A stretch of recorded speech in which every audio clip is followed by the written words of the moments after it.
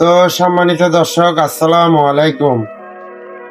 স্ক্রিনে যারা দেখতে লাগবেন, বোট ড্রাইভার ভাই বোন দখলে ওরে চিনিবেন। ওর নাম শাহাবুদ্দিন।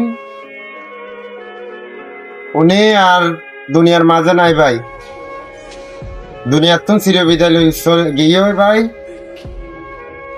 তো যদি ফেকুয়া উপজেলার ভিতরে ওরও বহুত মানুষে চিনে, পুরান ড্রাইভার, অটো চালক।